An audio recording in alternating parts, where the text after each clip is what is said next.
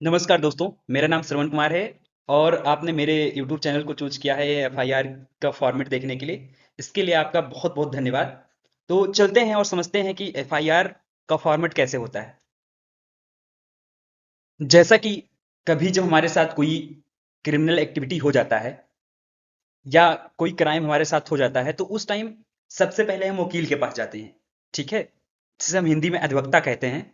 तो हम किसी अधिवक्ता के पास जाते हैं ताकि उस मामले का रिपोर्ट, या जिसे हम हिंदी में प्रथम सूचना रिपोर्ट कहते हैं, उसको संबंधित पुलिस स्टेशन को दिया जा सके।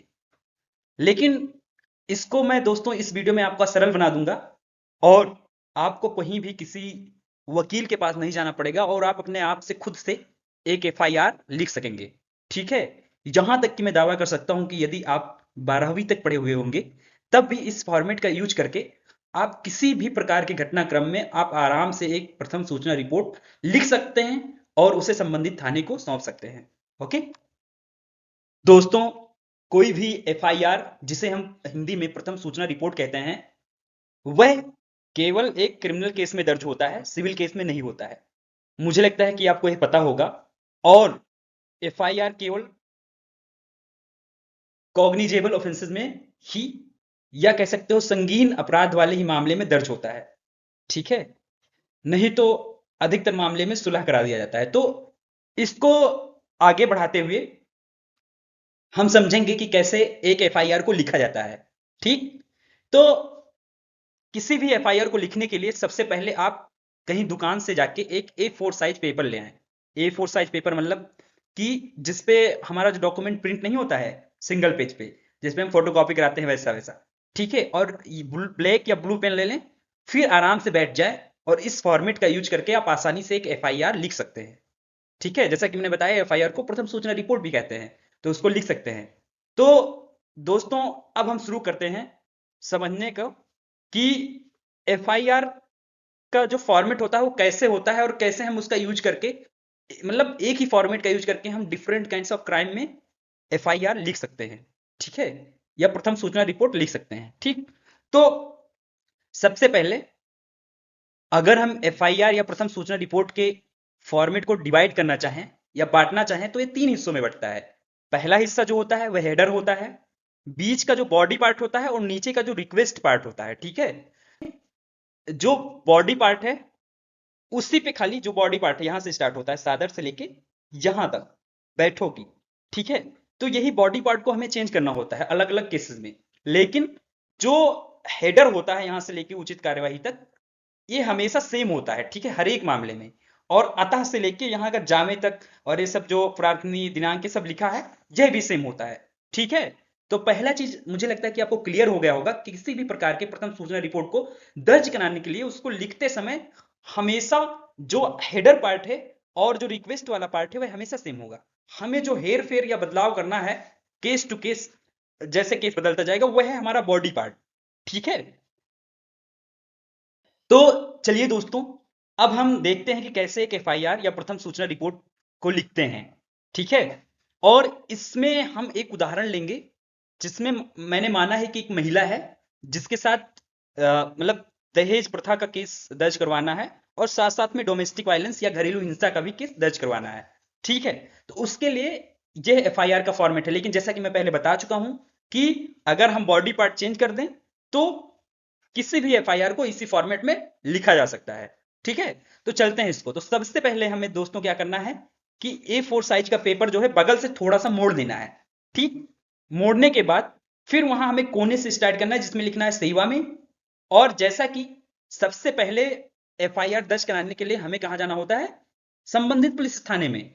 तो उस संबंधित पुलिस थाने के नाम पे ही एप्लीकेशन लिखा जाएगा। ठीक है, तो क्या लिखना है, सेवा में श्रीमान थाना अध्यक्ष महोदय।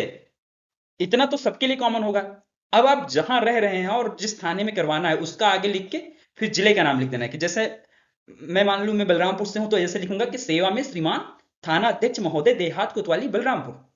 फिर उसके जस्ट नीचे हमें लिखना है कि हम यह क्या नाम है, यह एप्लीकेशन क्यों लिख रहे हैं। तो इसमें लिखना है प्रार्थना पत्र वास्ते दर्ज कराए जाने प्रथम सूचना रिपोर्ट। मतलब यह प्रार्थना पत्र संबंधित थाने अध्यक्ष को इसलिए दिया गया है ताकि उसके द्वारा एक एफआईआर या प्रथम सूचना रिपोर्ट दर्ज किया जाए। और उचित कार्यवाही की जाए।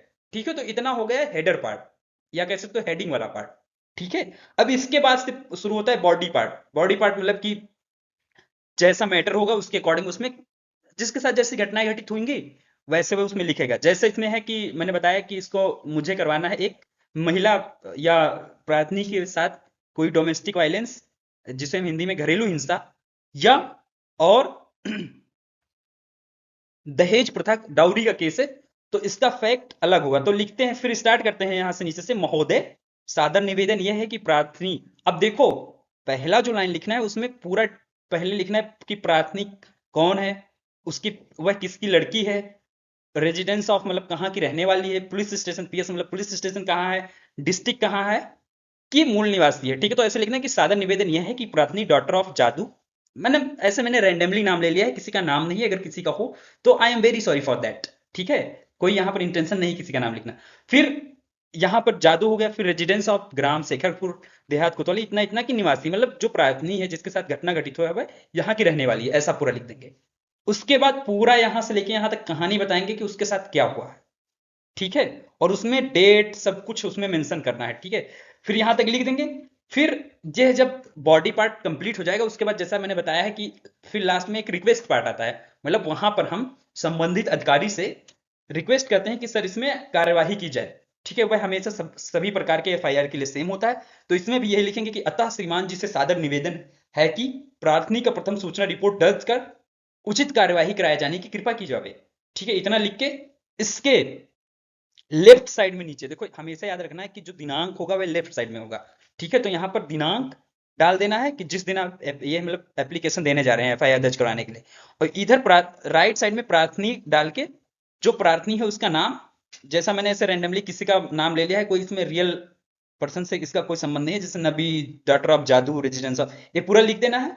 फिर ऐसा करने के बाद यहां जो मैंने इसे डॉट डॉट डॉट डॉट किया नहीं है, यहां पर उस प्रार्थनी का या तो सिग्नेचर करवा लेना है, या तो नी आ लिख के, नी आ का मतलब होता है निशानी अंगूठा, नी आ लिख के उसका नाम लिख के नीचे अंगूठा लगवा देना है। इस प्रकार से आपका एक एफआईआर दर्ज हो, मतलब एक एफआईआर की कॉपी तैयार हो जाएगी, या इसे कह सकते हैं कि प्रथम सूचना रिपोर्ट दर्ज कराने हेतु एक प्रार्थना पत्र तैयार हो जाएगा, और इसको आप संबंधित थाने में सबमिट कर सकते हैं।